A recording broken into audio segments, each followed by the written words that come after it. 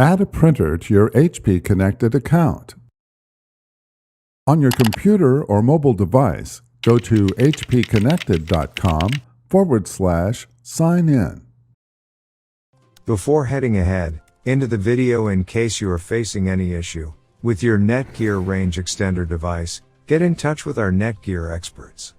If you already have a printer associated with your account, select Add Printer.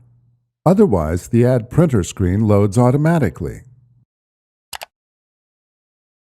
Enter the claim code from the printer info page that printed when you enabled web services on your printer. If you do not know how to print a new info page, try the guided tour to assist you. With the printer code entered, select Add to start using web-connected printing services. Thanks for watching, and don't forget to smash that like button and hit the subscribe button so that you don't miss any of our videos. And in the case face any problem, get in touch with the experts.